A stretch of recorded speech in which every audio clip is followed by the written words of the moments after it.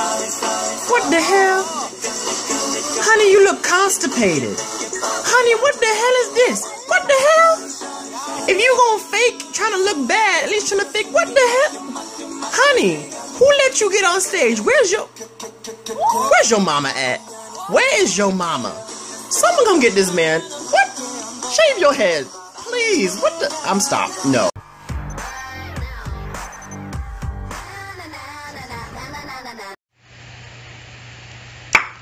Let me just say this before I go any further into this video, y'all.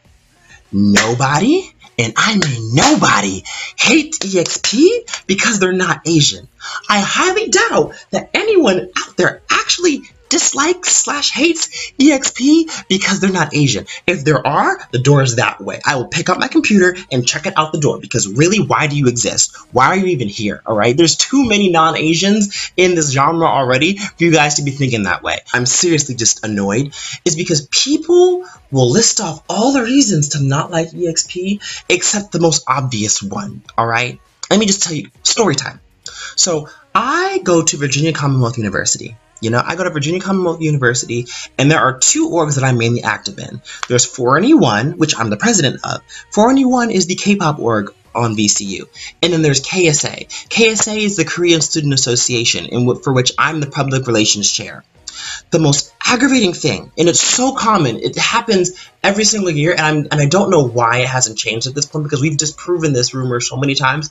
People will swear up and down that 4NE1 is filled up with nothing but Korea boos who just want to fetishize Korea, who really don't care nothing about the country, the people, or the culture. All we care about is sexy Korean boys and sexy Korean girls, well, sexy and cute Korean boys and Korean girls that we see online on YouTube and variety shows. The only Korean we know is just the exclamations, "Oppa, 사랑해요," and "안녕하세요," just the basic stuff that every K-pop fan seems to know. And it's hilarious because, you know, the anime fans somehow get a pass, you know, because they can only care about Japan because of the anime and the manga. They can be otaku, they can be weeaboos. And they can love all these sexy, cute Japanese boys and Japanese girls, even though most of them are either 2D or holographic and on body pillows. But we won't talk about that. We won't talk about that, you know. But then again, you know, it's a fair exchange, you know. I understand. In the same way us black people will always jump down your throat for this, I would understand. They want us to know and to understand and to learn about their culture. You know, Korea has been through some ish. They have the right to their culture. You know, if you're going to come into their country or if you're going to worship their country, at least know the history, know the language, know the culture. Learn, understand, educate yourself. You know, that's pretty reasonable. Do you know why? Because us black folks, we demand the same thing out of these K-pop idols because they love to appropriate our culture. And a lot of their music is influenced by black culture. A lot of their music is produced by black people. And we stay asking them, understand black culture, learn about black culture. There's so much history. There's more to it than what you see in popular culture, you know? It's a funny double standard, you know, because anyone who goes to a college or a high school or just anywhere where you have a K-pop org and then a separate Korean culture org, you will understand what I'm saying because we have to deal with this ish so many times and it's so aggravating because it's really just disrespectful and it can really push people out. No one will want to learn about it because of that tension. And it really pisses me off that EXP gets a pass. If you watch Arirang Radio, because I remember I'll link it in the description. When EXP appeared on Arirang Radio, I was literally fuming. They knew nothing. They barely knew anything about the country. Like, I think one member might know some ish about K-pop. I don't know who he is. I haven't watched that interview in forever. There's like one member who has some form of knowledge on K-pop, but most of them didn't know anything until that stupid thesis statement. And that's the thing. No one took EXP. I didn't. Well, at least I didn't. I didn't take EXP seriously when I first heard about them because they were a thesis statement, you guys. It's just a project for a college student to graduate. That's all it was. I didn't take that ish seriously. The problem I had when they popped their heads on Korean TV, tried to call themselves a K-pop group, and then turn around and you found out they know nothing about Korea. I remember when DJ Isak says, "Well, how good is your Korean?" And they're like, "Oh yeah, we're learning on apps." Really? Really? Really? I have to go to a Korean church and wait until after service is over and go sit with all the little kids and learn Hangul that way. That's how I learned Korean. Yet these four boys can just hop on a plane, go to Korea, get into a record label, not know anything, and learn through apps. You got Prince Mock out here. Prince Mock out here struggling to be in JJCC, how to learn Korean. You know, thank God he had people. Thank God for Eddie. Thank God that there was a member of the group that could speak English. You have so many idols who break their necks every day trying to learn English, and these four boys get a. They are so. That's my issue. These boys are so privileged. They are so ignorant, and no one seems to want to acknowledge that. And I'm not even sure if they themselves are aware how privileged they are, you know, because they could just go to Korea, start their own company, and get in the business that way. Well, I don't even like. Really? A lot of us can't even do that. And I'm not saying that because I'm not saying that they're talented. It's just that like they did it so quickly and so easily without any problems. And I know I sound like a bitter, jealous Nancy, and I'm not jealous. It's just the fact that, you know, other people who want to do the same thing, we get criticized so hard. People watch us like hawks, and they will call us out in a hot second if we get something wrong. Yet EXP gets a pass. That's why no one likes them. All right. And I'm telling you, the day that EXP admits that they are privileged and they use their privilege to help other people learn about Korea and understand the culture, and they help people who also want to be idols get into the business, then I will respect them. Right now, I don't know what the hell these boys are doing. Like, what are you doing? What are you doing?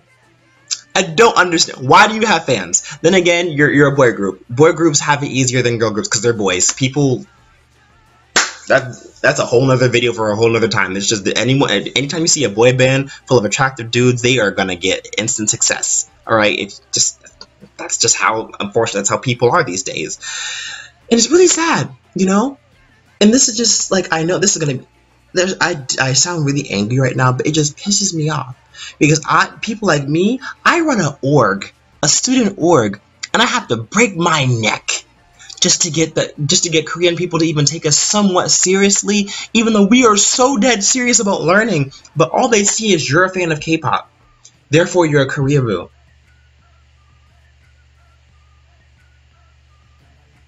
But they literally knew nothing about K-pop until they got put into EXP.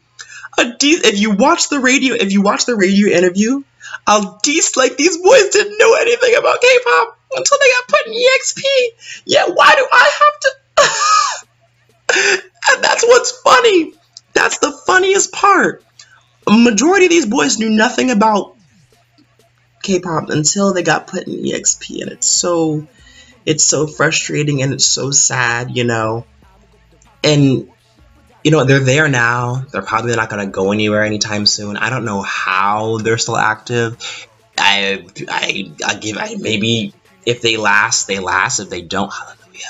But, you know, I just hope that people call them out.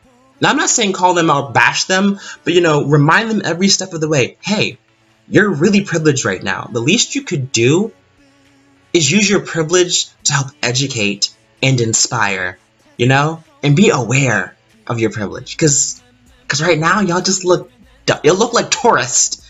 You look like tourists. You don't look like adults. You look like tourists. If you watch that interview, I will link this. And once I find this interview, I will link it so hard in this description, y'all.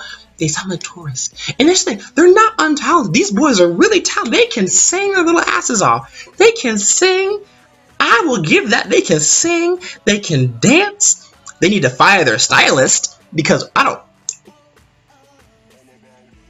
fire your stylist. Fire them. I don't know, maybe you kidnapped B1A4's old stylist. I don't know what you did, but fire them immediately, because just do everything and get them out of your life. Something, Connie. I don't know what you're doing. I don't know where I'm really just this. I have not said a word about this for the past 2 years because I didn't think it was that serious. But it seems that people just keep missing the point here. You know, if it was a group of boys who knew their stuff and were educated and informed and were passionate about K-pop from the get-go, I wouldn't care. I would care. I'd stand them hard. You know, I'd support them. But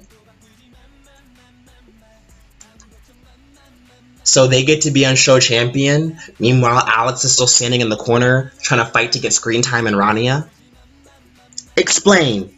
Please explain. I'd like to know. I'd like to know. Anyways, y'all.